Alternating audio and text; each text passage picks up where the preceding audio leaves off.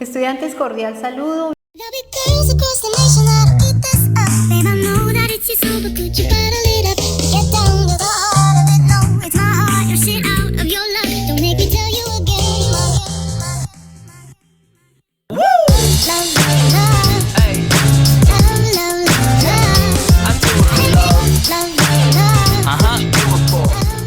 Bienvenidos nuevamente a esta clase de Derecho Penal General.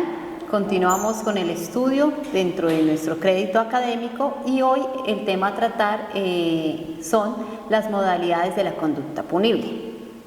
Bien, empezamos a ver todo lo relacionado a la conducta punible y para ello debemos recordar que este es uno de los elementos del tipo penal y está definida como el motivo o el actuar del delincuente, y esta se puede presentar a través de tres formas, que son que la conducta sea dolosa, que la conducta sea culposa y que la conducta sea preterintencional.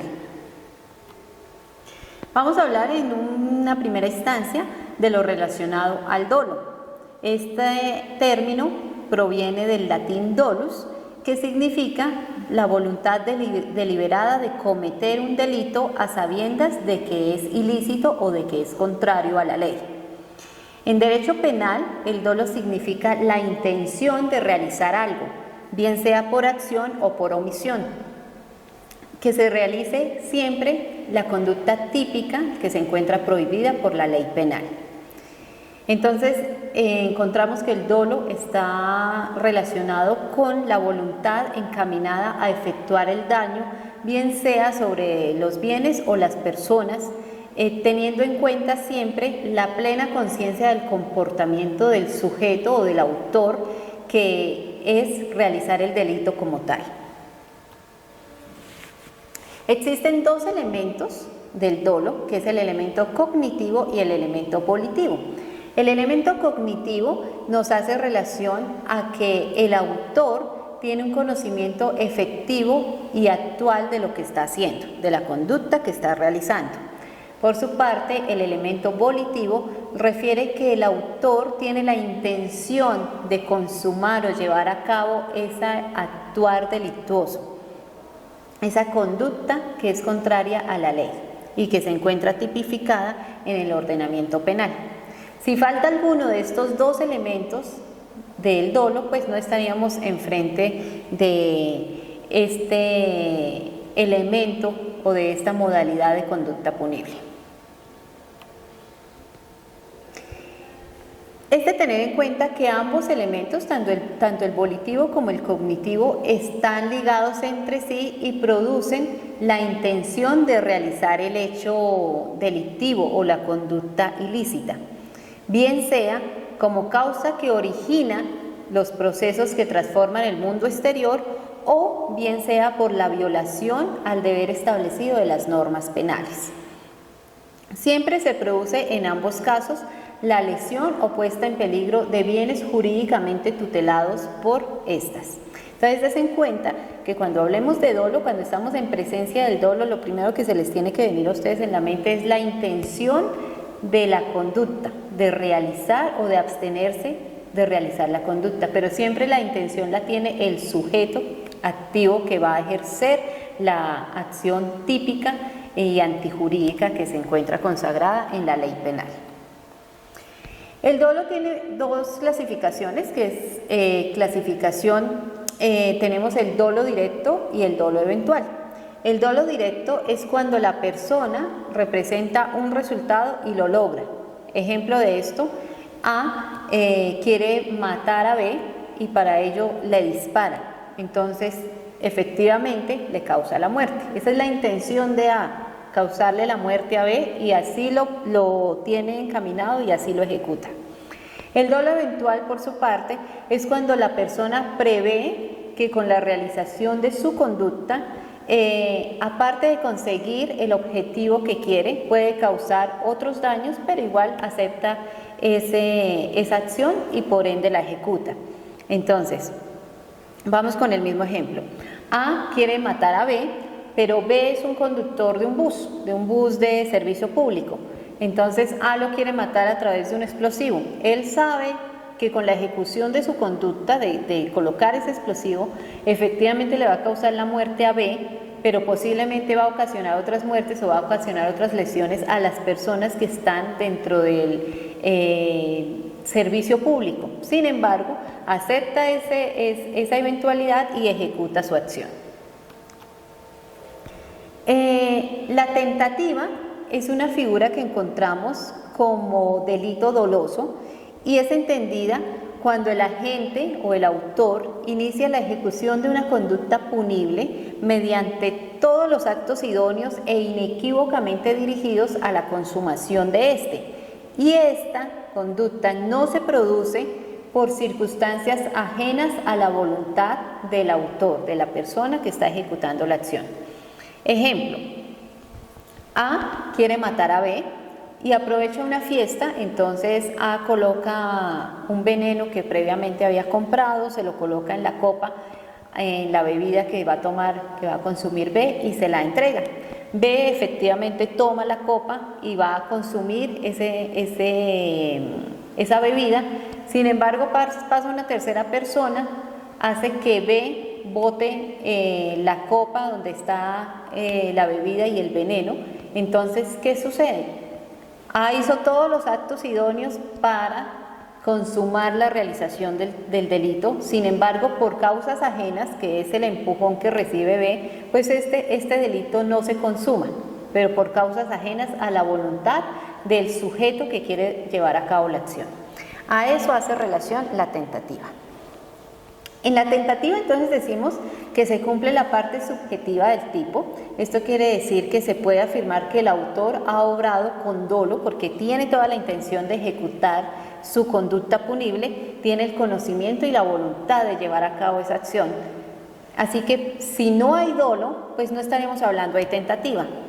Con su acción, el sujeto dirige una conducta destinada a realizar el resultado jurídicamente desaprobado por la norma o por la ley, pero por circunstancias ajenas a él, pues no llega a consumar el hecho, como lo advertimos en el ejemplo inmediatamente anterior que relacionamos. Otra modalidad de la conducta punible es la culpa. Y entonces, si el dolo se realiza con la intención de ocasionar el daño, pues cuando hablamos de culpa se refiere a que la persona, el autor, el agente que va a ejercer la acción, no tiene o no actúa con esa intención de causar el daño y se puede producir de todas maneras la conducta tipificada en la ley, bien sea por impericia, imprudencia o negligencia. Estas son las tres modalidades de la culpa. Entonces, des en cuenta que en la culpa el autor no tiene la intención de causar el daño, sin embargo, el daño se produce, pero se produce por los tres elementos que ya relacionamos: impericia, imprudencia y negligencia. Elementos de la culpa. Hay un elemento fundamental cuando estamos hablando de culpa y es el deber objetivo de cuidado. ¿Y esto a qué hace relación? Es la exigencia que se le hace al ciudadano promedio, a la persona promedio, de que debe tener un cuidado cuando ejecuta una conducta peligrosa, que pueda poner en peligro los bienes jurídicos debidamente tutelados. La culpa viene siendo una infracción al deber objetivo del cuidado que, sin la intención de dolo, termina generando una conducta típica. Entonces, el artículo 23 del Código Penal nos establece lo que se entiende por culpa. Me permito leerles. La conducta es culposa cuando el resultado típico es producto de la infracción al deber objetivo de cuidado y el agente debió haberlo previsto por ser previsible o habiéndolo previsto confió en poder evitarlo. Entonces, des en cuenta que acá en la definición de nuestro artículo 23 del Código Penal, pues está estableciendo que la culpa se realiza sin la intención por parte del agente, pero que efectivamente se produce la conducta típica. Vamos entonces a hablar de por qué se puede llevar a cabo la culpa. Como lo dijimos, está dado por la impericia, imprudencia y negligencia. Entonces, vamos a hablar lo que entendemos por impericia. La impericia es cuando no se tiene la capacidad de realizar algo. Entonces es esa falta o insuficiencia de conocimiento sobre una actividad o profesión. Es la incapacidad técnica para el ejercicio de una función determinada. Entonces tenemos como ejemplo, Actúa con impericia aquella persona que conduce un vehículo sin tomar o tener clases de conducción o tener la licencia expedida por la entidad correspondiente. Entonces, ¿qué está haciendo esta persona? Está ejecutando un acto que puede, una conducta que puede ser peligrosa porque no tiene las facultades idóneas para llevar a cabo esa actividad. La imprudencia, por su parte, es aquella conducta que se realiza por descuido, es actuar con precipitación, con ligereza, sin cálculos, sin precauciones. Entonces, para entender mejor, cuando hablamos de imprudencia, es cuando una persona es imprudente cuando conduce un vehículo con exceso de velocidad. Usted sabe que en cualquier momento puede pasar algo y si usted va a una alta velocidad, pues hay un mayor riesgo. Y por último, vamos a hablar de la negligencia. La negligencia es aquel elemento por el cual se puede llevar a cabo la culpa y es cuando la persona obra confiado en que la conducta no causa un daño. Es la omisión de diligencia o cuidado contrario al deber de atención que tienen que presentar las personas en relación a las normas sociales de convivencia. Y un ejemplo claro de esto es cuando una persona se pasa el semáforo en luz amarilla teniendo en cuenta o pensando que de pronto no va a suceder nada con esto. Entonces está vulnerando una norma, porque en amarillo usted no puede cruzar, y aparte de esto está haciendo un acto imprudente que puede ocasionar un tipo penal. Vamos a hablar de las clases de culpa. Entonces encontramos la clase de culpa sin representación y culpa con representación. La culpa sin representación se refiere a que la persona no quiere o no representa la consecuencia típica de su conducta, habiéndolo podido prever porque era previsible. En pocas palabras, si se comete la acción, entonces se dice que hay culpa sin representación porque esa persona debió de haberlo previsto porque era un hecho netamente previsible. Y la culpa con representación es cuando el sujeto activo se representa la posibilidad del resultado típico de la conducta que está ejecutando, pero confía en poder evitarlo o que de pronto no pueda suceder nada, ¿cierto?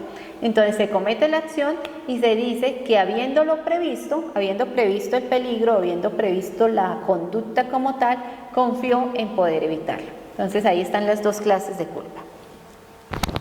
Por último, vamos a hablar de la última modalidad de la conducta punible y es la que entendemos por preterintención. La preterintención, esta palabra significa más allá de la intención. Proviene del término en latín praeter, que significa más allá, e intento onis, que significa intento o propósito.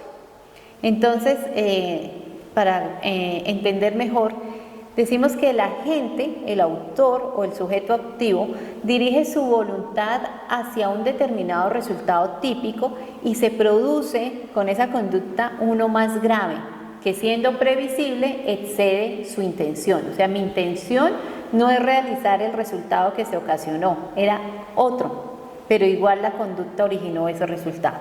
Entonces, para entenderlo mejor, A quiere golpear a B, le da un empujón. Ese producto del hecho cae, o sea, B del empujón cae y de la caída se golpea la cabeza y muere. En este caso, el resultado excedió la intención del sujeto activo. A solo quería golpear a B, pero la acción fue sobrepasada sin premeditación. Acá hacemos relación entonces a lo que entendemos por homicidio preterintencional. Este es el homicidio preterintencional. En plataforma les dejo un enlace donde pueden observar un video completamente explicativo de una conducta que muestra tangiblemente este ejemplo que les estoy dando, pues para que sea más fácil de entender. Con esto damos por terminada nuestra lección de hoy, relacionada con las modalidades de la conducta punible. Nos vemos en nuestro próximo encuentro sincrónico. Un abrazo y muchas bendiciones.